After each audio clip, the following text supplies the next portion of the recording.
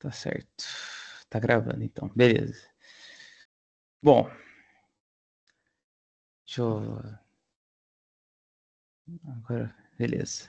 Tranquilo. Tranquilo, então beleza. Então vamos lá. Vamos lá, que agora é a última aula, eu acho, né? A última aula de direito empresarial. Ou se não, a última, a penúltima, não sei. Mas enfim, eu estava dando a matéria falando agora sobre recuperação judicial e extrajudicial, só que acabou que o Surreal vai dar esse conteúdo mais para frente ainda, né? Então eu acabei passando um pouco com a matéria, fui ver ali certinho ali com os alunos e com o Sussu, e aí eu entendi que, na verdade, o que precisava ser dito era em relação a outros temas de direito empresarial, talvez perca um pouco a nossa, a questão linear, beleza? Não consegui falar corretamente, vou falar o que eu queria falar. Mas talvez a gente perca um pouco disso, da linha, né, de raciocínio que a gente estava seguindo nas aulas, né, falando de quais são os tipos de sociedade que a gente pode ter no Brasil. Aí depois a gente foi entender como é que ela pode se dissolver, como é que ela pode como é que se constrói uma sociedade, né, também. A gente viu também a etapa antes dela se extinguir, as modalidades que ela pode ter para que ela se recupere judicialmente ou até de maneira extrajudicial, fazendo acordos com os credores, né, com a empresa que está em situação delicada, e iríamos estar em falência. Hoje não entraremos, voltaremos umas casinhas para trás e falaremos então de alguns temas hoje. Eu aqui na sequência eu já coloquei o contrato de franquia. Acho até que interessante a gente começar realmente pelo contrato de franquia. A questão aqui, acho até que a questão do contrato super solene eu coloquei ali mais como uma observação, né? Mas acho que talvez seja um pouco de desperdício de tempo a gente falar dele, porque temos outras coisas mais relevantes, talvez até para a prova do Surreal. Vamos lá, gente. O que é o contrato de franquia? Esse é o primeiro tema da aula de hoje. Veja, existem empresas gigantescas que a marca, o nome, né, da própria empresa tem um valor muito alto, né? E o que acontece? Foi criado uma maneira de empresas fazerem uma espécie de parceria entre elas, para que elas pudessem uma com a outra usufruir da relação, né? Então, como é que isso funcionaria, né?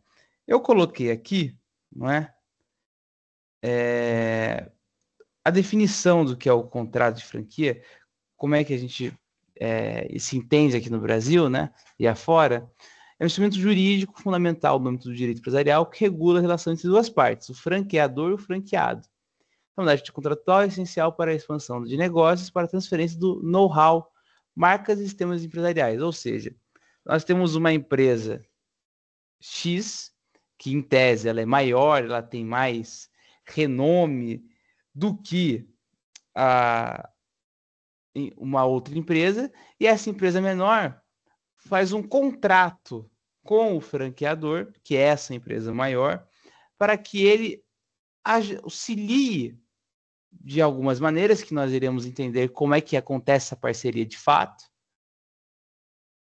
e nas suas relações empresariais.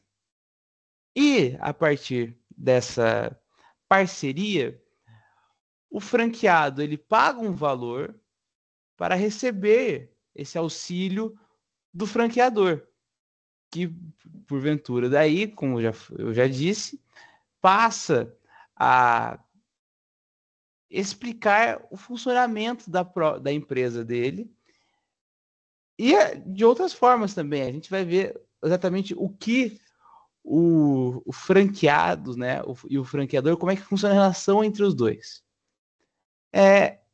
Para quem não sabe o que é o know-how, né? Que é a transferência que é realizada ali, para ficar mais simples, eu deixei aí embaixo, né? É um conjunto de conhecimentos práticos adquiridos por uma empresa ou por um profissional que traz para si vantagens competitivas. Então, ali, até a gente pode estar escrito da seguinte forma, né? Fórmula secreta, informações, tecnologia, técnicos, procedimentos. Então, veja, claro que uma empresa que é maior, uma empresa que tem mais nome, ela tem técnicas, ela tem maneiras de lidar com alguns cenários e, de alguma forma, ela se desenvolveu de maneira mais, talvez, rápida, com maior qualidade do que o franqueado. E esse conhecimento é o que o franqueado, de fato, quer ter. Então, a gente percebe que nessa parceria também pode ser uma transferência, né, de conhecimento apenas. Pode ter uma transferência da marca, isso pode acontecer também, de sistemas, né, que as empresas utilizam. Então, fazendo uma comparação muito chula, né? Se você pegar uma empresa talvez chinesa que tem a produção mais de mão de obra, né? E essa empresa chinesa entra em contato com a empresa americana que já tem um maquinário e eles querem entender como que esse maquinário, como é que funciona a produção de lá através desse maquinário para que haja substituição da mão de obra mais barata ali, né? A mão de obra também mais das pessoas, né, trabalhando, né? E isso pode ser uma maneira de haver uma franquia, né? É possível que, através desse contrato, passe para essa empresa, portanto, as práticas que a empresa americana utiliza para desenvolver os seus serviços. Como é que funciona a questão do contrato em si, né? Então vamos entender aqui. O contrato de franquia é um acordo pelo qual o franqueado, no qual o franqueador concede ao franqueado o direito de uso de sua marca no comercial patente, que nós já vimos, a gente fornece suporte técnico, comercial e operacional para a exploração de um negócio padronizado. Geralmente são empresas do mesmo ramo também, não é? Então, uma empresa seria de camisetas, por assim dizer, ou uma empresa que trabalha vendendo carros, né? E, continuando, o franqueado, por sua vez, compromete a seguir as normas, padrões e metas estabelecidos pelo franqueador. O franqueador, ele pode estabelecer no contrato de franquia exatamente o que ele vai passar para o franqueado, para que também fique seja que a empresa tenha uma certa segurança, né, para que ela ainda consiga ficar bem estabelecida no mercado, né? Porque a gente não pode, a gente está falando aqui de roubo de formas e tudo mais, está falando dela passar conhecimentos para uma empresa se desenvolver. Não precisa ser todo o segredo da empresa, pode ser só o que o franqueador desejar oferecer para o franqueado.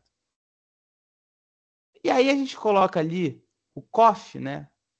Que é um documento que o franqueador deve fornecer ao interessado no mínimo 10 dias antes da assinatura do contrato, com todas as informações essenciais para a decisão de investir. Esse documento é o documento que eu estava falando no que diz respeito ao franqueador colocar o que exatamente ele vai passar para o franqueado e que o franqueado, a partir disso, aceite os termos do contrato. E aí, ainda falando do COF, né, eu coloco ali embaixo ainda no slide, que os direitos franqueados traz a informação clara e transparente através do COF. E aí, para finalizar o slide, né, o último trecho que eu coloco é: contrato de franquia formaliza os termos e condições que gerando essa parceria, garantindo direitos e deveres para ambos os lados, protegendo a marca e o modelo de negócio do franqueador, definindo como o franqueado deve atuar. Perceba, então, que só reforça a ideia de que o franqueador, de fato, ele decide o que ele quer passar para o franqueado. Cabe ao franqueado, portanto, aceitar. E, claro, o franqueado irá pagar, né, por esse conhecimento que terá adquirido, pela utilização da marca e pelas demais ofertas que podem estar presentes dentro do contrato de franquia. Então, continuando aqui, vamos entender melhor como é que funcionam as obrigações de ambos. Como é que é? Como é que funciona essa exploração de um do outro, né? Como é que funciona essa parceria entre, especificamente, a figura do franqueado e do franqueador? Aqui eu já coloco aqui para a gente entender. O franqueado, ele garante o direito de explorar a marca, receber suporte e estar dentro de um modelo testado.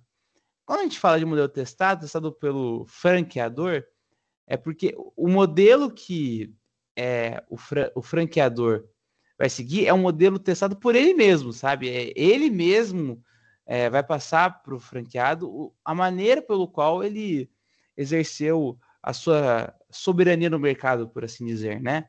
Mas, como ressalvando mais uma vez, não tem que falar todos os segredos da empresa. Ele só a gente vai entrar na figura do franqueador, né? A gente vai entender exatamente o que ele vai oferecer, o que ele pode, de fato, oferecer em termos de técnicas, de procedimentos que ele tem em relação aos demais, que é superior. Ali eu coloco também as condições que o franqueado se segue, que são impostas ao franqueador. Então, o que acontece? Se qualquer uma dessas 4 hipóteses aqui, né, for desrespeitada, o franqueador ele pode exigir o fim do contrato, por exemplo. Tem que ser respeitado tudo que estiver em contrato. E dentre essas coisas, eu coloco o seguinte: seguir rigorosamente o sistema e padrões da franquia. A própria frase já explica, né? Nesse tempo em que haverá o suporte, é necessário que ele siga todas as instruções que serão passadas para ele quanto ao sistema, quanto aos padrões da franquia que o franqueador estabeleceu. Manter a qualidade dos produtos e serviços. Isso é uma coisa interessante, porque imagine que o franqueado ele não consiga ter uma boa qualidade na produção.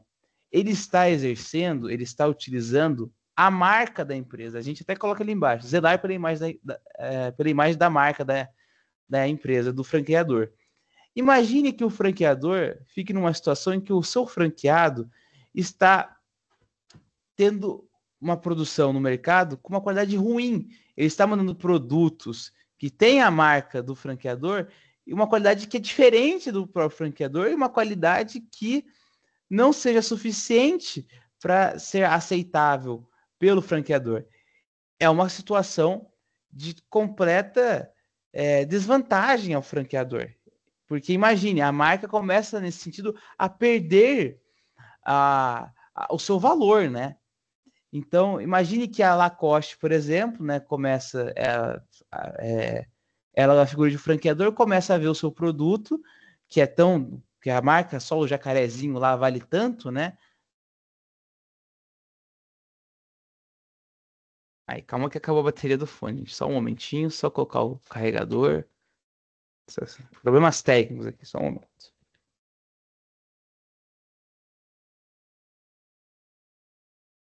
Pronto, tá carregando. Pronto. Bom, então, continuando.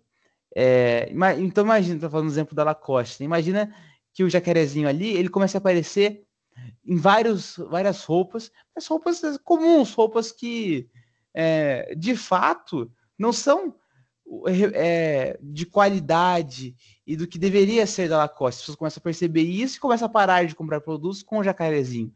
O jacarezinho, portanto, ele vai sofrer pela incapacidade do franqueado de conseguir manter a qualidade do produto e do serviço. Também o franqueado deve honrar, evidentemente, com os pagamentos estipulados.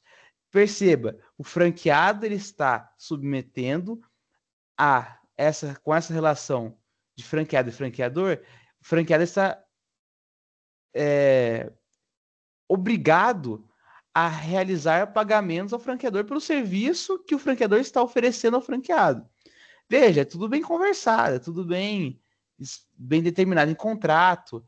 É evidente que o franqueado tenha que pagar para que o franqueador comece a mostrar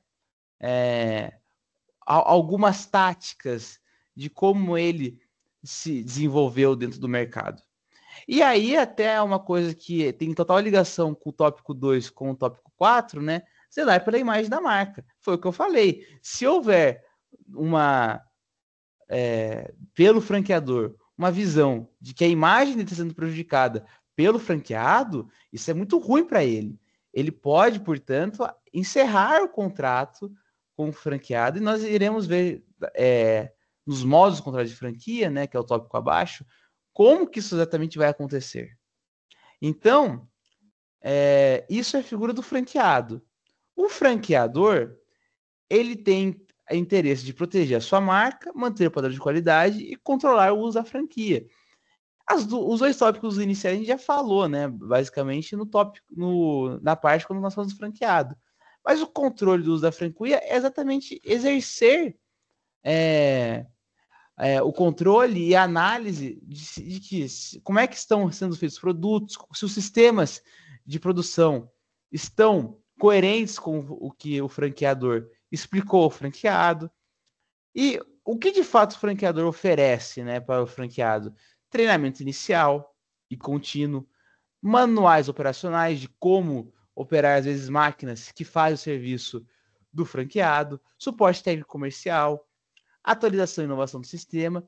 Existem uma série de benefícios e vantagens para uma empresa que está querendo começar agora a se desenvolver, para que ela entenda como uma empresa que já está estabelecida no mercado, quais são as suas práticas. Então, isso é muito interessante ao franqueado, por isso que existem bastante contratos de franquia, porque é uma relação que pode ser benéfica para ambas as partes. O franqueador está recebendo uma grana relevante pelo franqueado estar utilizando a sua marca. Então, agora falando dos moldes do contrato de franquia. Quanto tempo dura o contrato? O contrato, ele tem uma variação. O próprio contrato, ele tem a definição do tempo estipulado. O que é o normal é de 3 a 10 anos. Então, essa a variação. Que ele pode ser renovado. O contrato, ele faz nesse sentido, ele especifica o tempo de duração que haverá o contrato de franquia, que é, entre ambas as partes, convencionado. Falando da territorialidade, o franqueador ele pode estabelecer a área onde o franqueado pode atuar e se há ou não exclusividade naquele território.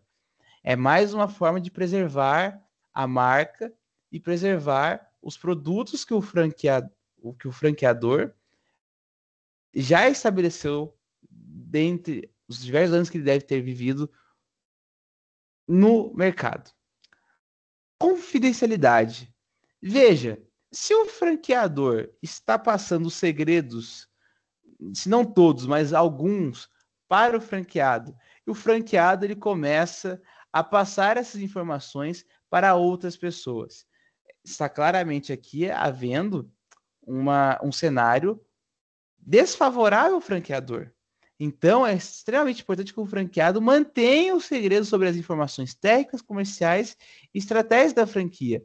Afinal de contas, o franqueado está pagando um serviço para o franqueador e ele está submetendo também a um cenário de como é que eu posso dizer?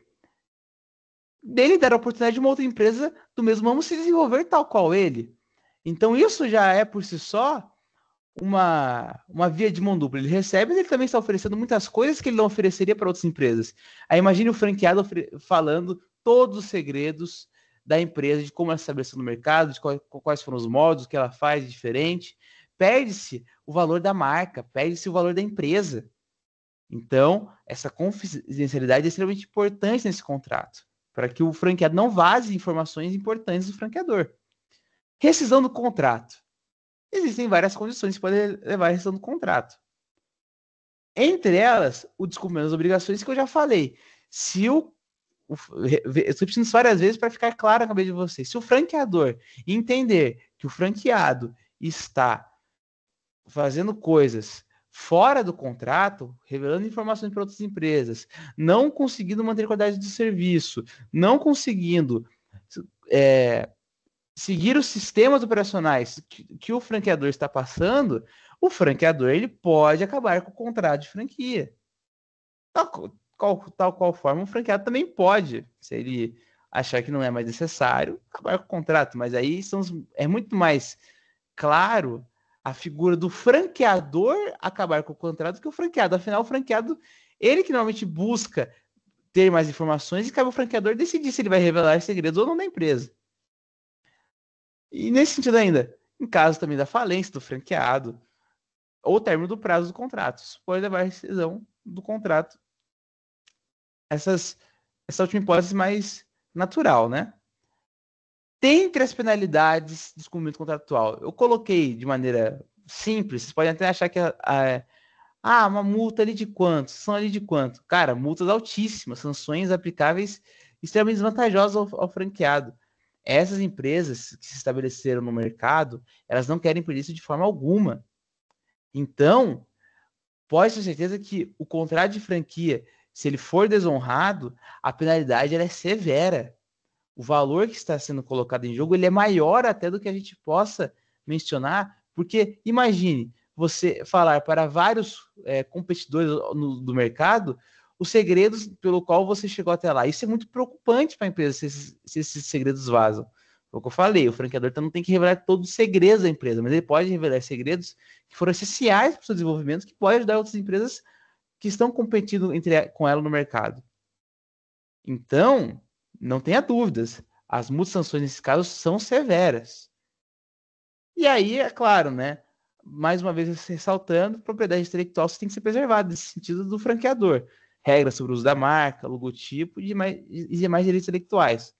Para, mais uma vez, dando totais garantias de que o contrato de franquia pelo franqueador não será um problema. Senão, as pessoas não fariam esse acordo, né? Sobre as taxas, né? O que eu coloquei aqui?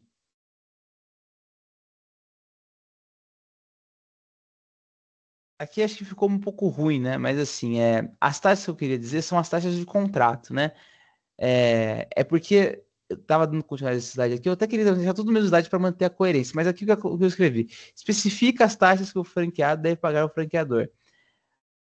O franqueado, nesse contrato, eu falei várias vezes que ele paga um valor ao franqueador.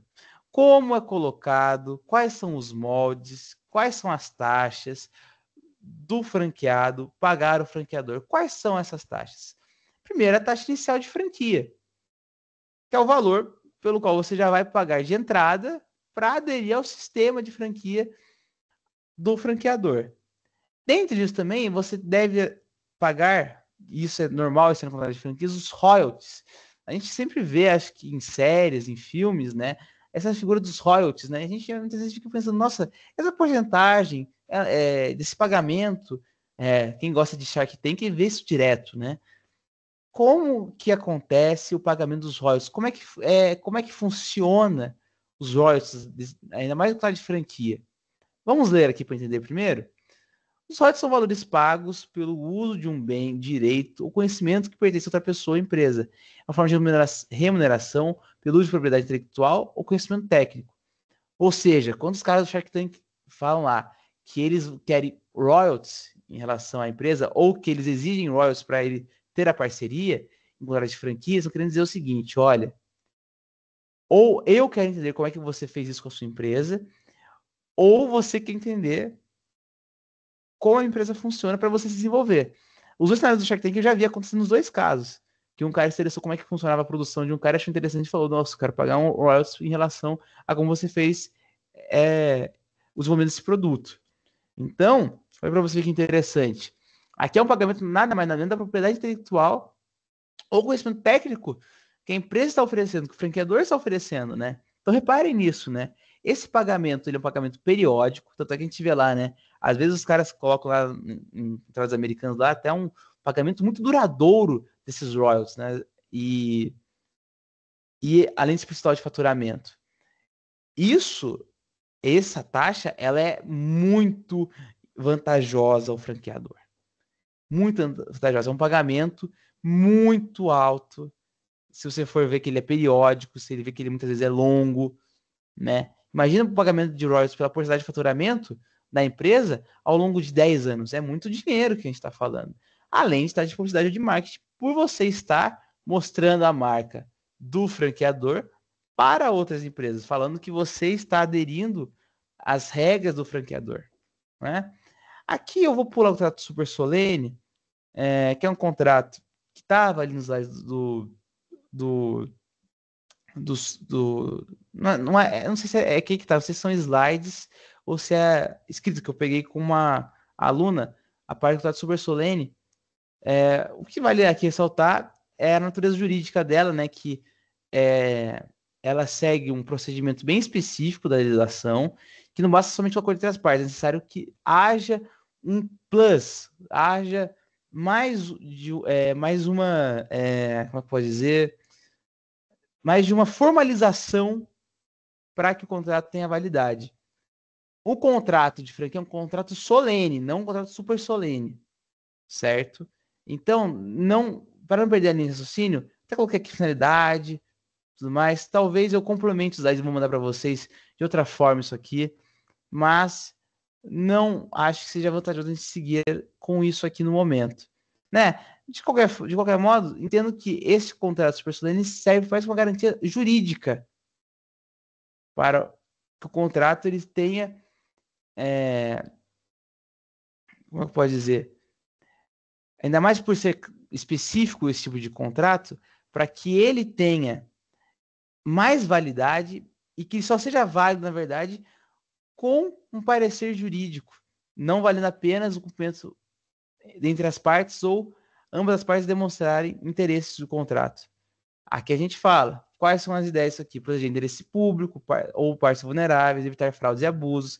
São contratos que exigem mais carinho, mais cuidado jurídico, por isso é necessário esse registro mais valorado, por assim dizer. Agora, isto aqui é uma coisa interessante. Eu gostaria muito de chegar na alienação fiduciária. Acho que vai dar. Vou passar rapidamente aqui também, mas é uma coisa importante. O que é um contrato de representação comercial? Vamos entender? Um acordo firmado entre uma empresa representada e uma pessoa ou empresa representante comercial, no qual o representante se compromete a promover produtos e serviços da representada, usando clientes sem vínculo empregatício. Qual que é a principal diferença disso aqui com contrato de firma? Vocês devem já perceber. Não existe um vínculo empregatício. Você vai vender o produto de uma empresa. Você não vai querer saber dos sistemas que ela utiliza, você não quer saber como que é que eles chegaram até onde chegaram, você só quer que eles deem o produto para que você pague e você para que a outra pessoa, melhor, pague não, né? Porque a outra pessoa compre esse produto e que e você na figura de representante comercial vai receber uma comissão por ter feito a intermediação do produto da empresa principal com o comprador, o cara que comprou o produto dessa empresa. Então, ele não é de fato empregado da empresa, ele atua de uma forma autônoma, não tem uma subordinação hierárquica, como é no caso da firma, né? A gente tem aqui uma situação em que ele vai receber por vender um produto que é da empresa. Então, vira uma relação bem interessante, no qual não existe a subordinação, mas existe, então, uma intermediação. Então, é uma figura bem interessante, uma relação entre duas empresas, pelo qual uma tenta ter um relacionamento econômico saudável, né? Um relacionamento econômico no qual ambos saem ganhando, não é? Quais são os moldes? Ficou bem pequenininho aqui porque eu queria ter tudo num slide só, mas talvez tivesse que ter dividido, né? O que a lei fala? A lei exige que o contrato de representação comercial seja feito por escrito, contando causas essenciais, como área de atuação, produtos e serviços representados, percentual de comissão, prazo e condição de rescisão, exclusividade se houver, exclusividade territorial opcional, é uma cláusula opcional. E nessa questão de exclusividade é bom ressaltar, esse tipo de contrato pode acontecer com mais de uma empresa. Ou seja, pode ser que em uma região, o cara coloque numa coisa assim, olha, essa região vai ser de fulano. Mas não existe nada que diga o contrário. Tipo, não, ó, pode ter na minha região dois representantes comerciais da empresa. Pode acontecer também. Essa exclusividade ela é opcional, a exclusividade se houver ainda. Muitas vezes pode não haver, e só vai haver vários pontos comerciais vendendo o mesmo produto da empresa, né? Vários representantes comerciais vendendo esse produto. Não existe nenhuma previsão contrária disso em lei. Existe nesse sentido a obrigatoriedade de pagamento de comissão? É evidente. Se você, como a gente disse, né, é um contrato em que essa empresa está pagando para o representante comercial a comissão por estar vendendo um produto dele. Então é repassado todos esses valores entre eles para que haja o pagamento da comissão, tanto como a venda do produto também, que uma parte será recebida pela própria empresa. Quais pode rescindir o contrato? Pode ser por justa causa, aqueles de sempre, documento contratual, uma conduta, certo? Agora, o que é interessante aqui é o seguinte: se não houver justa causa, pode haver, nesse caso, a empresa ter que pagar uma indenização de 1/12 sobre todas as comissões recebidas durante a venda do contrato, como previsto em lei. Ou seja, por justa causa, ok, pode acontecer, às vezes uma relação ali de olha, se não cumpriu, vai ter que pagar uma multa, um valor ali pelos cumprimentos do contrato, por essa má conduta. Agora, se não houver justa causa, se não houver nada que fale que era para que houvesse o vencimento do contrato, existe uma indenização de 1/12 sobre todas as comissões que foram recebidas durante a vigência do contrato.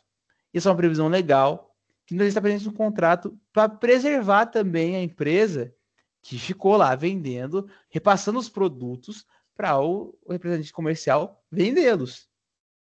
Então, não é tão simples assim você se desvincular assim desse contrato. Ele é um contrato muito amarrado, tal qual o de firma também. Agora, a gente falou de 3 espécies de contrato, faltou até o contrato de adesão, que realmente não daria tempo nessa aula, teríamos que ter... Acho que o ideal seria ter tido mais uma aula sobre o contrato super solene, para a gente falar com calma, contrato de adesão também, mas são tópicos também pequenos, tá, gente? Assim, acho que os 2 principais são realmente presença comercial e de firma. Firma é muito mais até do que comercial. O contrato de representação comercial, ele é importante, ele é interessante se dar para a prova do surreal, mas o de firma é muito mais passivo de cair em prova. Aqui, um dos tópicos que eu deixei passar lá atrás, né, de uma das maneiras, e aqui não entramos só no campo da empresa, né, nós vamos falar também de relações também, que bancos também são empresas, né, mas enfim, no caso, entraremos também muito mais dos bancos, né, porque normalmente é eles que fazem esse tipo de acordos, né. Então, o que é uma alienação fiduciária? Isso é bem possível de cair em prova, aliás, fiquem atentos em relação a isso. Vamos ver o que está escrito no slide. A alienação fiduciária em garantia é uma forma de garantia, olha que legal, ficou até redundante, né? Mas enfim, de pagamento muito comum em financiamentos, como na compra de veículos ou imóveis. Nesse tipo de negócio, o devedor transfere ao credor a propriedade do bem financiado de forma temporária e com fusão de garantia até que a dívida seja totalmente quitada. Aqui vai entrar uma coisa lá de direito civil que vocês têm que entender, vocês têm que lembrar para fazer a prova. Propriedade e posse. Quem vai ser o detentor da propriedade vai ser o credor. Pode ser um bem imóvel? Pode. Pode ser um veículo? Pode. Mas ainda mais em caso de veículo, você tem que ter a noção. A pergunta que vai aparecer na prova para vocês. Tudo bem. Quem está com o bem? Quem pode utilizar o bem? Será que o banco está interessado de fato no período em que ele estiver fazendo esse financiamento, essa espécie de empréstimo, né, muitas vezes? É interessante ao banco manter o carro em sua posse? Você vai ver lá o bancário dirigindo o seu carro? Não é interessante nem para o comprador, nem para o cara que está interessado em fazer esse financiamento, que ele perca o bem dele, né, perca a posse do bem dele, e o banco não vai querer ficar com o carro ou com o imóvel lá parado sem fazer nada. Isso é péssimo. O banco faz esse contrato com uma garantia, é verdade, para que seja no final desse período, haja de fato a de implemento das obrigações adquiridas pelo devedor.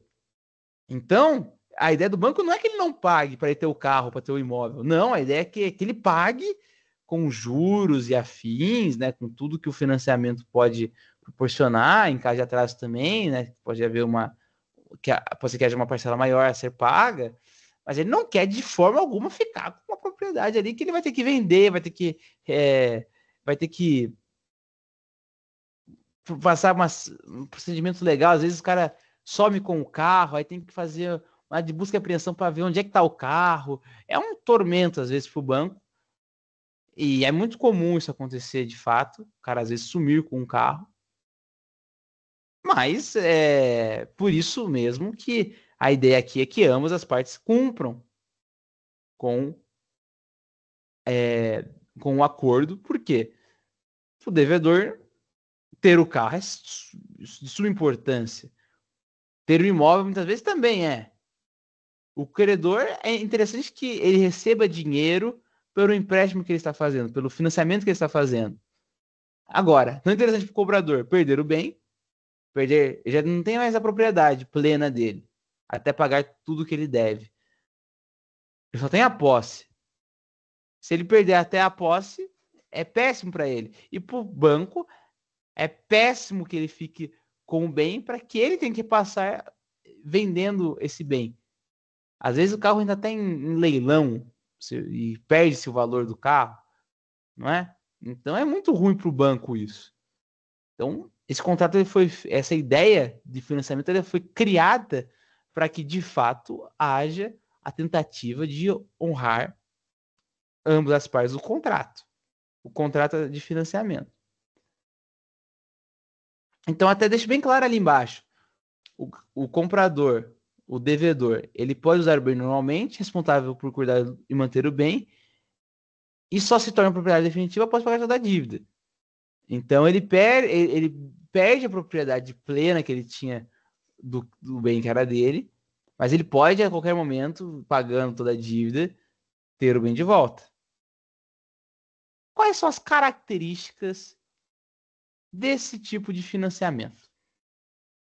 Veja, é uma garantia real, tem uma ligação direta com um bem específico, pode ser um carro, um imóvel, pode ser até ser uma máquina. Não fala-se na lei e na doutrina da figura do bem imóvel e do móvel. Isso dá uma abertura muito grande do que pode ser oferecido ao banco, entende? Então a gente até coloquei etc aqui, né?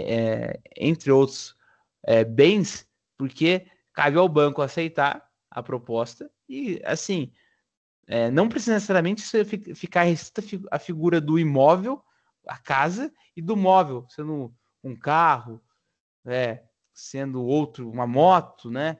Um outro veículo, talvez.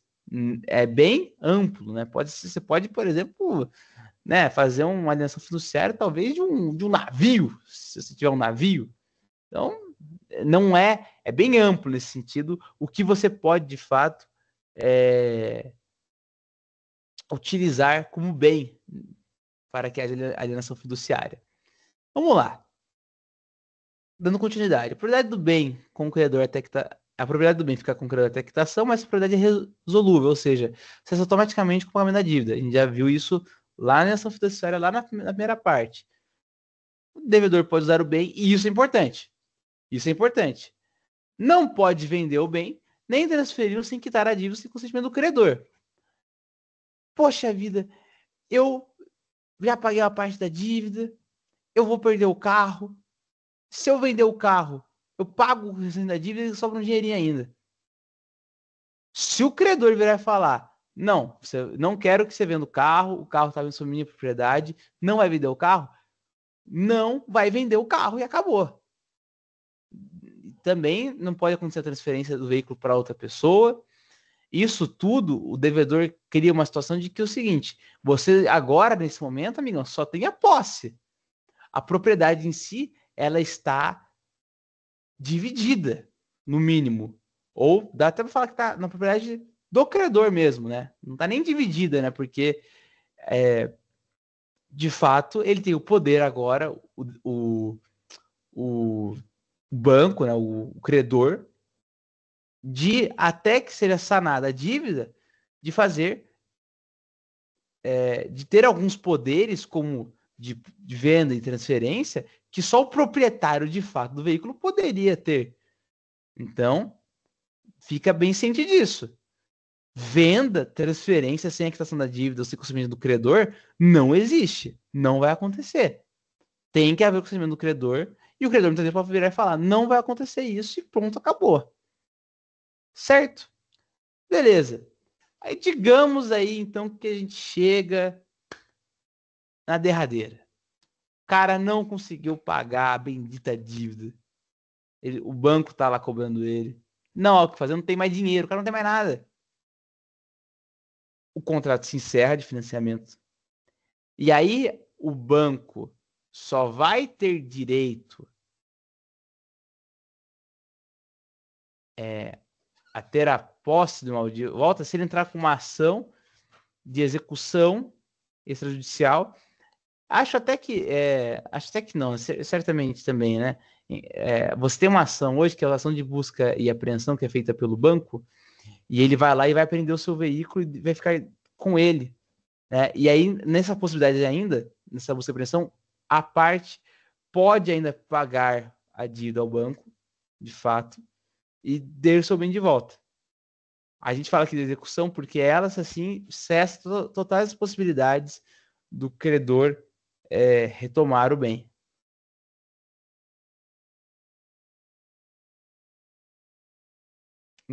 Do credor, eu falei do credor, eu queria falar do devedor retomar o bem, certo? Porque aí, de fato, o credor, nessa ação de execução, ele vai ter a posse do veículo em suas mãos e vai ser proprietário integral do objeto.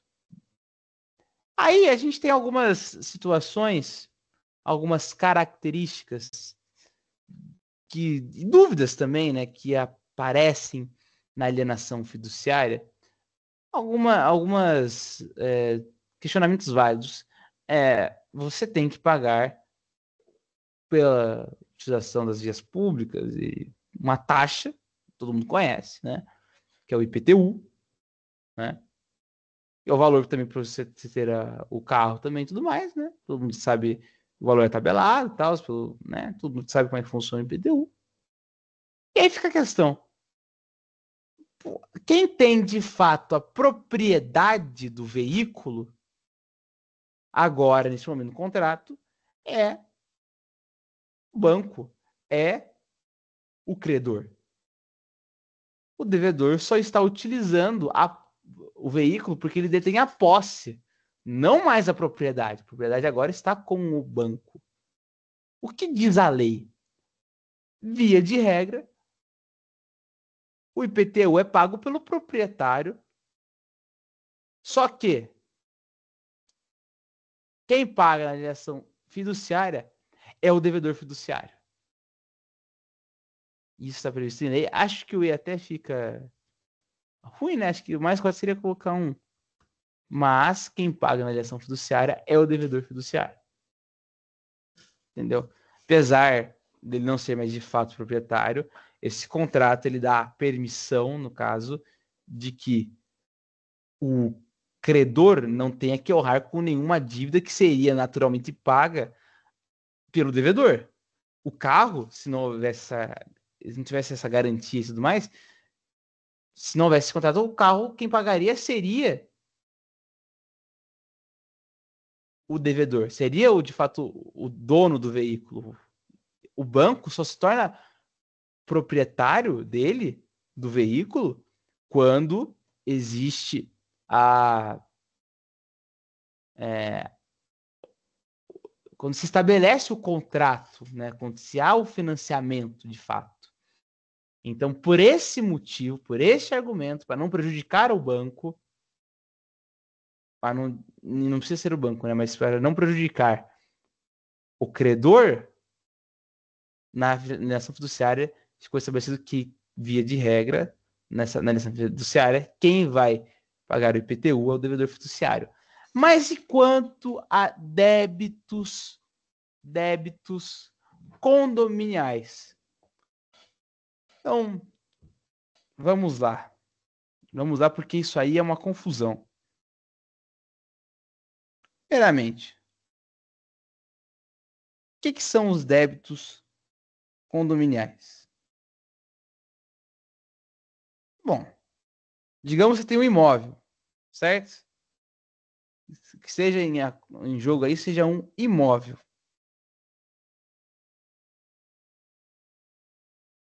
Existem aquelas taxas normais, manutenção, serviço de vigilância, todas as coisas recaem sobre o imóvel. Quem que vai pagar?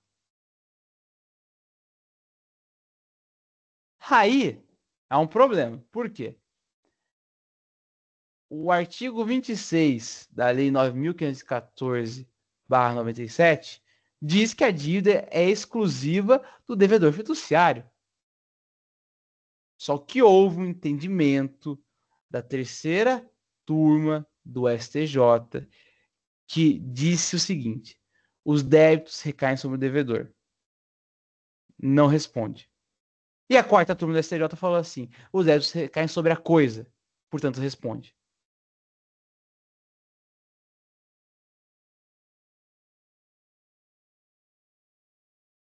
Ou seja, se cair em uma turma, o devedor fiduciário é responsável por essas dívidas, por esses débitos condominiais. Se cair em outra turma, o entendimento é que quem deve ter esses pagamentos é o próprio banco, o próprio credor.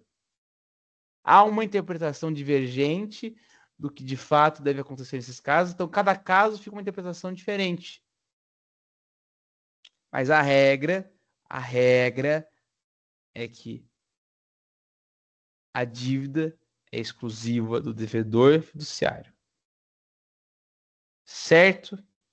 Então, se cair isso na prova, pode ir lá abrir a lei, pode ver as súmulas que tem do STJ, estudem bem, porque isto aqui é uma questão a ser analisada, passível até de cair em prova. Quem paga o IPTU?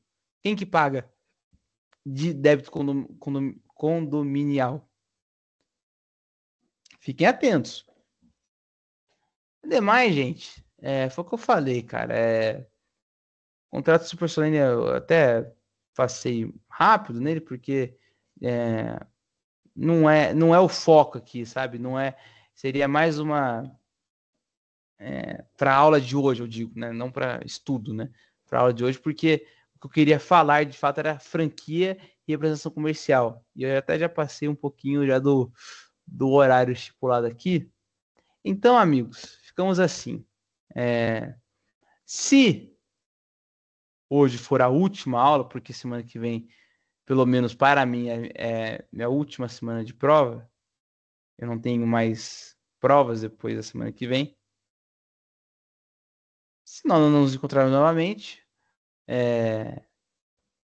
claro, né? Assim, eu entendo que a matéria de direito empresarial ela é um pouco mais específica, né? Acho que constitucional você tem uma legislação até própria e tudo mais. Direito empresarial está dentro do direito civil, né? Eu falei isso lá na primeira aula lá, né? Mas e eu sei que por conta disso também muita gente acaba sequer vendo as aulas também pelo horário também, isso tudo é compreensível e tudo mais. Até porque agora também está tendo aula também de penal também, né? Muita gente interessada em penal agora na prova, né? Mas de todo modo foi um prazer. Não é uma ajuda só minha, né?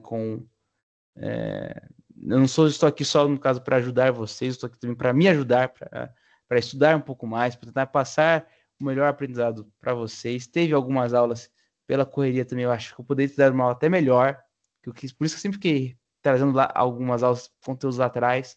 Acho que conforme. Acho que a minha primeira aula foi boa, de fato, assim, eu estava muito preparado, assim, as demais. A segunda foi boa também, a terceira não foi tão legal como eu achei que poderia ser. Só que eu peguei e voltei, né? Depois com o conteúdo. Então, eu fui evoluindo conforme as aulas foram passando, de pegar a dificuldade também bater dia de prova e ter que preparar uma aula às vezes, em semana de prova, no caso. Tudo isso só serviu de aprendizado, né? Porque a gente chega aqui no final com conteúdo redondinho, pelo menos, para vocês fazerem a prova. Dá uma olhadinha com a adesão também. Dá uma olhadinha com a adesão e um pouquinho mais do Colégio Super Solene. Não acho que vai cair de fato na prova, mas se cair, eu não quero ser o culpado de falar assim, não estude porque não vai cair na prova. Também não estudo também só por isso, só porque vai cair na prova também, né? Estudo isso também por curiosidade. E assim, gente, do mais foi isso. Foi um prazer mesmo estar aqui toda quinta-feira dando aula e tudo mais. Eu estou falando isso, pode ser que nem sequer seja a última aula, né? Pode ser que a última aula seja semana que vem, mas assim, se não for, eu tô falando aqui também. Se for, já falando tudo de uma vez. Eu pretendo, mês que vem, ou se não, semana que vem, no ano que vem, dar uma monitoria novamente. Achei bem interessante o projeto, a ideia dele, pelo menos. Sou limitado porque eu sou de Taubaté, né? Algumas coisas de Lorena, assim, sou um pouco limitado de estar presencialmente, mas eu fiz esforços para. Eu faria alguns esforços se tivesse que ir presencialmente e tudo mais, né? Então, gente, ficando por aqui. Abraço. Falou. Até mais.